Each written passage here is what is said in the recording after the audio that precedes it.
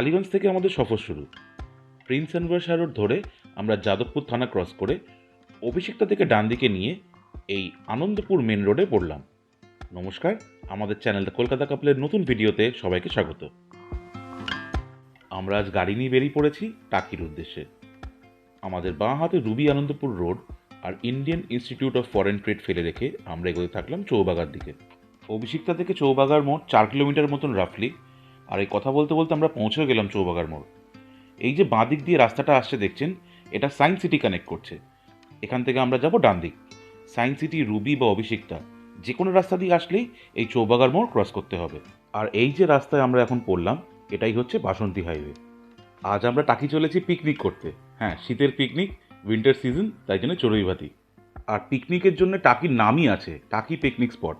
এবং কলকাতা থেকে প্রচুর লোক নিজের ভেহিকেলে টাকি ঘুরতে যান, ডে ট্রিপ অথবা 1-2 দিনের জন্য। আজকের এই সফরটা আপনাদের সাথে করছি যাতে আপনাদেরও টাকি যাওয়ার রুট এবং রাস্তার অবস্থা বুঝে নিতে সুবিধা হয়। এই মুহূর্তে আমরা ক্রস করছি বানতলা এবং তার আগে ডান হাতে ফেলে এসেছি লেদার কমপ্লেক্স। কলকাতা থেকে টাকি 70 কিলোমিটার রাস্তা এবং এর ম্যাক্সিমামটাই আপনারা বাসন্তী হাইওয়ে ধরেই যাবেন। বাসন্তী হাইওয়ে, যার আর এক নাম স্টেট হাইওয়ে 3A, এটা 2-ওয়ে ট্রাফিক হাইওয়ে, যার ফলে দেখতে পাচ্ছেন উল্টো দিক দিয়েও গাড়ি আসছে। গাড়ির স্পিড 40 থেকে 50-এর মধ্যে রাখাই ভালো, বিশেষ করে ঘটকপুকুর অবধি। এই পেট্রোল পাম্প পেলে বুঝবেন ঘটকপুকুর এসে গেছে। আমরা ঘটকপুকুর থেকে অল্প একটু রাস্তা এগিয়ে হল্ট করলাম।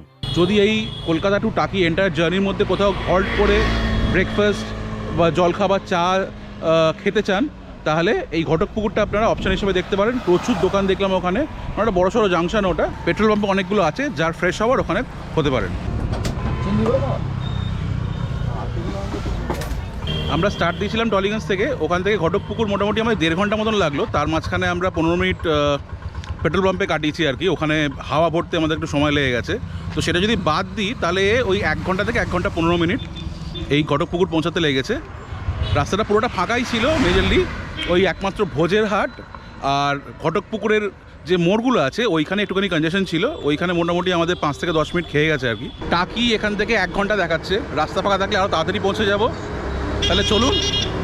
আমরা এই সফরটা করেছি 19শে জানুয়ারি 2025 এবং ওই দিনকে দাঁড়িয়ে এই রাস্তার কন্ডিশন টপ নচ, যাকে বলে এক কথায় দুর্দান্ত। আর রাস্তার স্পিড কন্ট্রোলিং সিস্টেমও খুব ইমপ্রেসিভ। আর এই আমরা পৌঁছে গেলাম মালঞ্চ বাজার। এই মালঞ্চ বাজার থেকে একটুখানি এগিয়ে বাসন্তী হাইওয়ে ছেড়ে আমরা লেফট নিয়ে নেব। লেফট নিয়েই আমরা পেয়ে গেলাম মালঞ্চ ব্রিজ, আর নিচে দিয়ে বয়ে যাচ্ছে মালঞ্চ বিদ্যাধরী নদী। আর এখন আমরা পড়ে গেলাম বসিরহাট মালঞ্চ রোডে।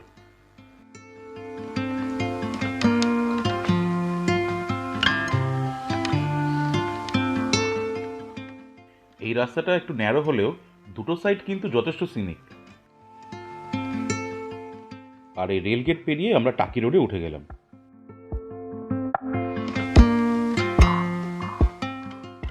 ব্যাস, আর কিছুটা পথ চলতেই টাকি।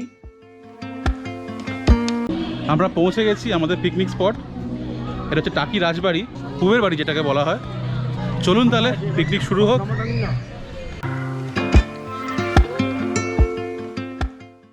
টাকি পুবের রাজবাড়ি এককালে জমিদার বাড়ি ছিল। এখানে এখনো প্রত্যেক বছর দুর্গাপুজো হয়। এখানে ঢুকতে 10 টাকা করে টিকিট লাগে, কিন্তু যেহেতু আমাদের পিকনিক স্পট বুকিং ছিল তাই জন্য আমাদের কোনো প্রবেশ মূল্য দিতে হয়নি।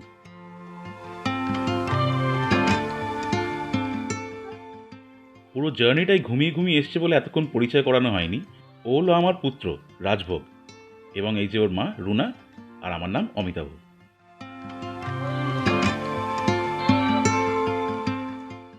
আসুন একটু চারপাশটা ঘুরে দেখা যাক।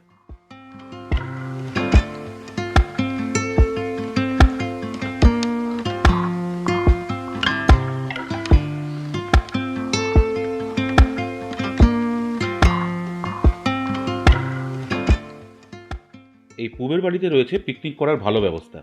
ছোট ছোট সেকশনে ভাগ করে পিকনিক স্পটগুলো করা হয়েছে। আপনারা এই রাজবাড়িতে কন্ট্যাক্ট করে পিকনিক স্পট বুক করতে পারেন।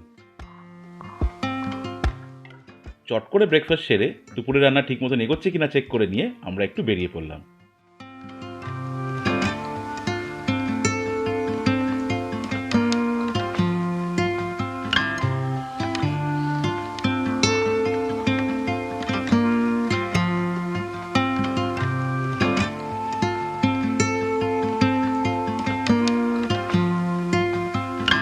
দেখতেই পেলেন সকালে লুচি, দুপুরবেলা এসে খেয়ে দে ব্রেকফাস্ট, পিকনিকে যেরকম ব্রেকফাস্ট হয় লুচি আলুর দম খেয়ে দে এখন আমরা বেরিয়ে পড়েছি একটুখানি ঘুরু করতে।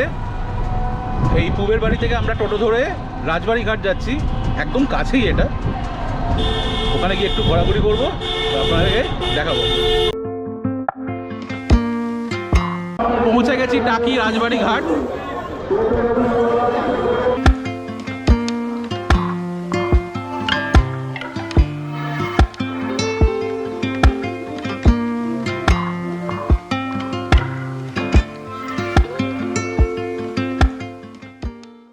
এই রাজবাড়ি ঘাট থেকে পাওয়া যায় পৌরসভা অনুমোদিত বোট সার্ভিস। এই বোট সার্ভিস নিয়ে আপনারা 3 নদীর মোহনা, গোলপাতার জঙ্গল, মাছরাঙা দ্বীপ এইগুলো ট্যুর করতে পারেন। রাজবাড়ি ঘাটের পাশেই আছি। এখানে একটা খুব সুন্দর জায়গা মতন করা আছে যেখান থেকে এই নদীর ভিউটা দেখা যায়, ইছামতি নদী। ওই সাইডটা হচ্ছে বাংলাদেশ। যে জমিটা দেখছো এখান থেকে একদম ক্লিয়ার ভিউ। টাকিতে পিকনিক করতে আসলে পিকনিক স্পটের সাথে পার্কিংটাও আগে থেকে বুক করে নেবেন। আর এই যে টোটো দেখছেন, টোটো হলো টাকির লাইফ লাইন। এই টোটো করে আপনার টাকির সাইট সিইং অনায়াসে সেরে ফেলতে পারেন। রাজবাড়ি ঘাট ছাড়াও এরকম জায়গায় জায়গায় বোট রাইড পেয়ে যাবেন। 100 টাকার বিনিময়ে শেয়ার বেসিসে আপনারা ইছামতি নদীতে বোট রাইড করতে পারেন। ডে ট্রিপের জন্য এখানে এলেও খাওয়া নিয়ে কোনো চিন্তা নেই, এখানে প্রচুর ভাতের হোটেল আপনারা রাস্তার ধারে পেয়ে যাবেন। আরও কিছু পিকনিক স্পট এবং গেস্ট হাউসের ইনফরমেশন দিচ্ছি, ভিডিওটা পজ করে নোট করে নিন।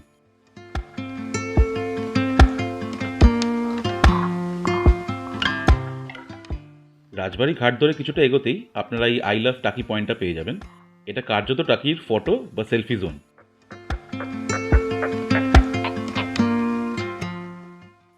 বেলা আর কিছুটা গড়াতেই আমরা আবার পূবের বাড়িতে ফিরে এলাম।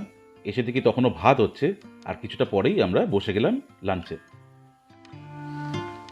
আজকে আমাদের চড়ুই ভাতির মেনু ভাত, ডাল, আলু ভাজা, একটা 5 মিশালি তরকারি, মাছের কালিয়া, মাটন কষা, চাটনি, পাঁপড়, মিষ্টি। খাওয়া দাওয়া সেরেই কিছু মজার অ্যাক্টিভিটি এবং তারপরেই আমরা 4টে নাগাদ টাকি থেকে কলকাতার জন্য রওনা দিয়ে দিলাম। এবং ফেরবার সময় আমরা ওই বাসন্তী হাইওয়ে হয়ে ফিরেছি। টাকি ভ্রমণ নিয়ে কোনো প্রশ্ন থাকলে অবশ্যই জানাবেন। এই ভিডিওটা পুরোটা দেখার জন্য আপনাদের ধন্যবাদ। সবাই ভালো থাকবেন, আবার দেখা হবে পরের ভিডিওতে। Thank you for your time.